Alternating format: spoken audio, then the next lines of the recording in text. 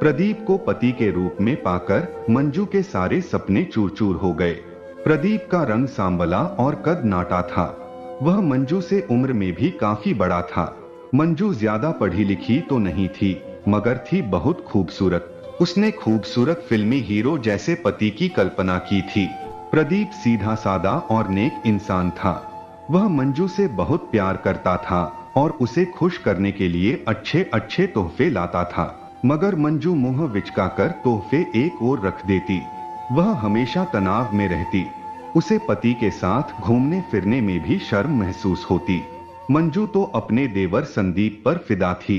पहली नजर में ही वह उसकी दीवानी हो गई थी। संदीप मंजू का हमउम्र भी था और खूबसूरत भी। मंजू को लगा कि उसके सपनों का राजकुमार तो संदीप ही है। प्रदीप की नई नई नौकरी थी।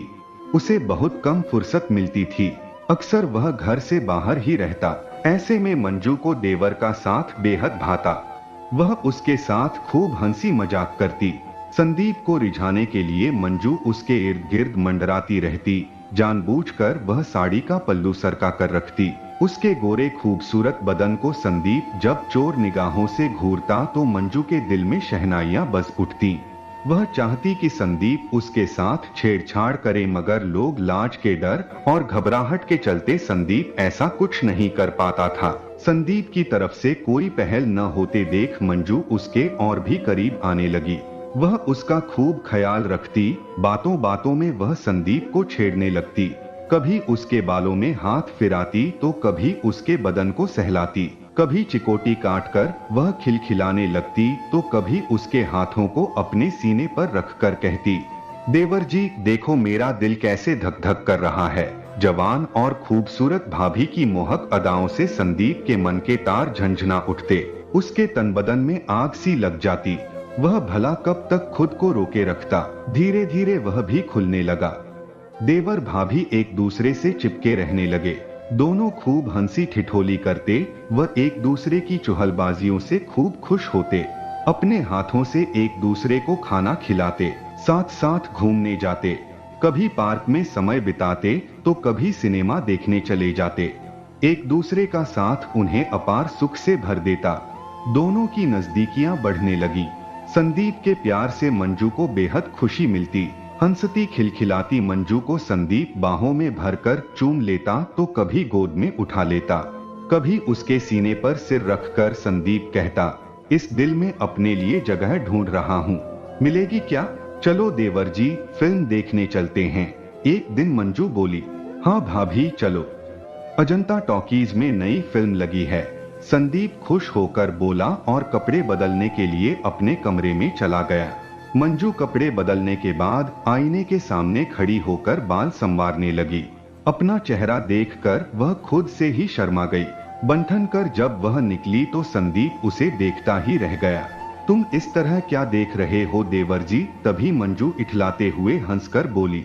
अचानक संदीप ने मंजू को पीछे से बाहों में भर लिया और उसके कंधे को चूम कर बोला, बहुत खूबसूरत लग रही हो भाभी। काश हमारे बीच यह रिश्ता न होता तो कितना अच्छा होता। अच्छा तो तुम क्या करते? मंजू शरारत से बोली। मैं झटपट शादी कर लेता, संदीप ने कहा। थक मंजू शर्मा गई, लेकिन उसके होंठों पर मादक मुस्कान बिखर गई। देवर का प्यार जताना उसे बेहद अच्छा लगा।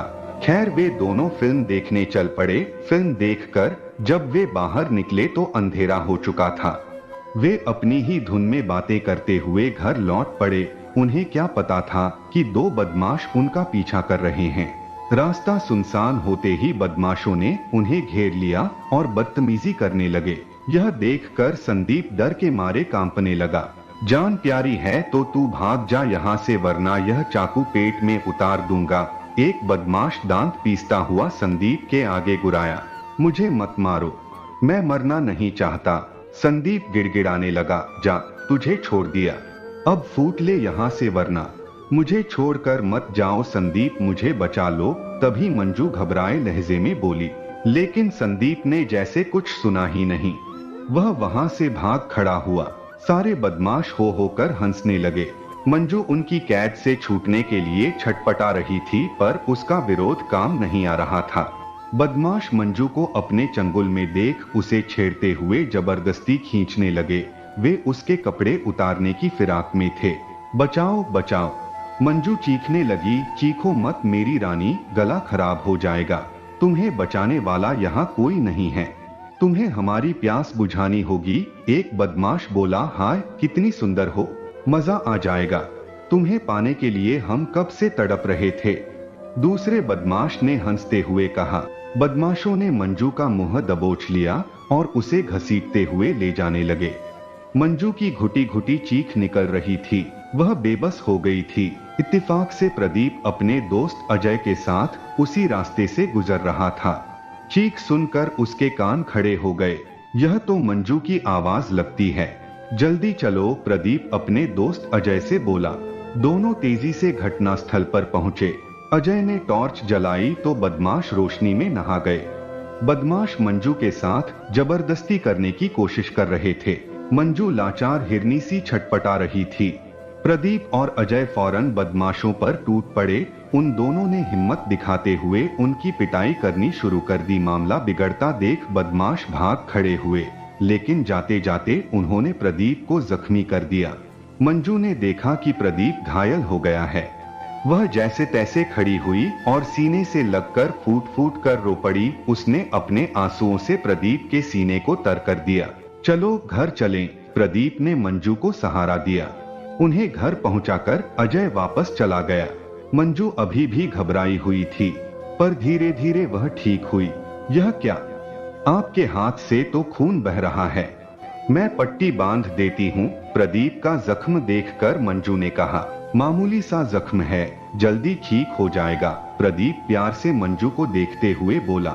मंजू के दिल में पति का प्यार बस चुका था। प्रदीप से नजर मिलते ही वह शर्मा गई। वह मासूम लग रही थी। उसका प्यार देखकर प्रदीप की आंखें छलछला आई। बीवी का सच्चा प्यार पाकर प्रदीप के वीरान दिल में हरियाली छा गई। वह मंजू को अपनी बाहों में भरने के लिए मचल उठा। इतने में मंजू का देवर संदीप सामने आ गया। वह अभी भी घबराया हुआ था। बड़े भाई के वहां से जाने के बाद संदीप ने अपनी भाभी का हालचाल पूछना चाहा तो मंजू ने उसे दूर रहने का इशारा किया। तुमने तो मुझे बदमाशों के हवाले कर ही दिया था। अगर मेरे पति समय पर न पहुंचते तो मैं लुट ही गई थी। कैसे देवर हो तुम। जब मंजू ने कहा तो संदीप का सिर शर्म से झुक गया। इस एक घटना ने मंजू की आंखें खोल दी थी। अब उसे अपना पति ही सच्चा हमदर्द लग रहा था। वह अपने कमरे में चली गई और दरवाजा बंद कर लिया।